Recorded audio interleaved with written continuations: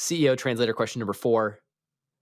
Have we tried that other process that I read about recently? I'm really curious to hear like the insert the process part from either of you here. So to pose it again, have we tried that other process that I read about recently? I'm imagining it's like Scrum, Agile, OKRs, like all different flavors of the new. Hey, Eli, are we doing that like Spotify, like tribes thing? Because I heard that's great. Guilds and tribes, that's what I heard, right? That's right. Have we done the scrums? Are we doing scrums? Yeah. No, and so the trap on this one is there's a literal answer, which is, I mean, obviously either yes or no is the literal answer.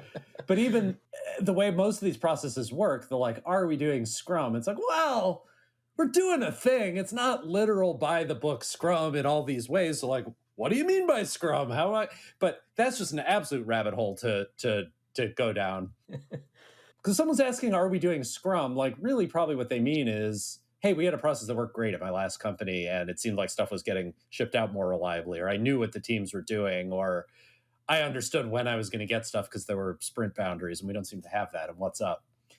And that's actually what somebody wants to know, not like delving into the nerdery of, let's debate our favorite agile talking head pundit and whether this process is better than that process or not. I love that.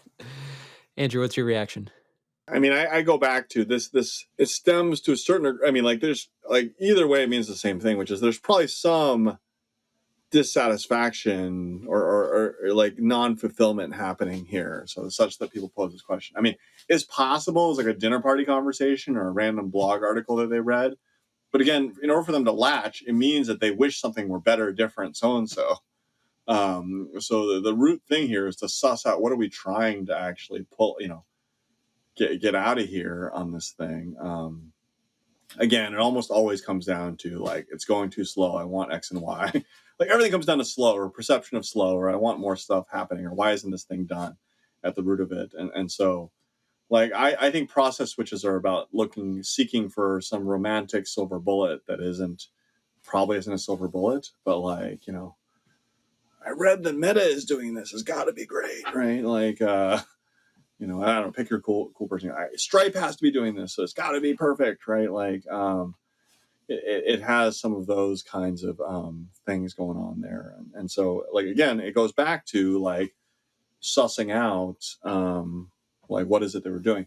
I will say though, the one tip around all of this stuff that I think that people aren't often great at is whether you're choosing processes or choosing team assignments or choosing sequencing of projects or all of these things.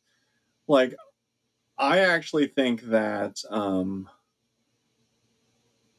like there are ways to try to get everybody to feel confident in your decisions in these things.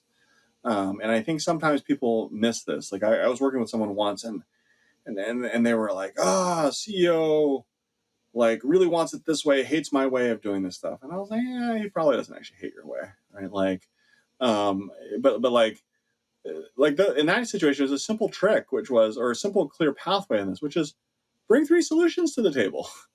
Like it's a little bit to my whole like solution earlier around like I don't think you want to move Sandy over on this thing, right? But like okay, it's actually like bring 3 scenarios.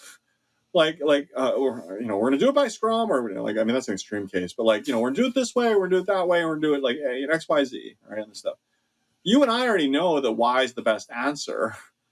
But like more than likely, if you surface this discussion to said curious person, or like they're also gonna be like, well, what do you think? And you're gonna say like, well, I think you should do Y because that's what you. They're like, okay, it makes sense.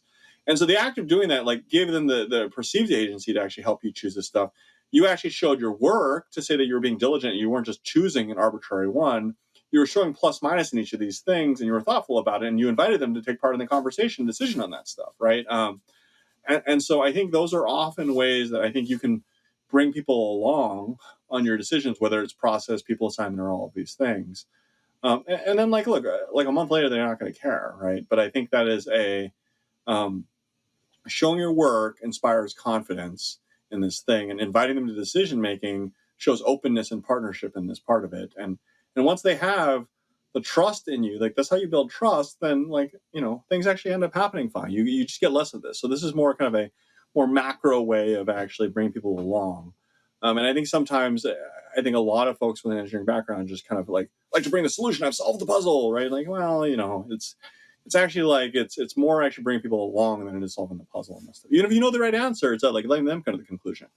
Eli, do any examples or stories come to mind from you having to navigate this? Because I think what you shared, Andrew, is such a powerful way to make somebody feel like a partner in the decision in an area where they maybe have less understanding of how it works is such a powerful thing to do. So that framework that you shared, I think, is amazing. Eli, when you're looking at your perspective, navigating some of these, like, have we tried this new thing? One, how do you separate the should we or should we not process, like, change the process, and separate from, like, uncovering what is it that they're actually looking for and then addressing that need first?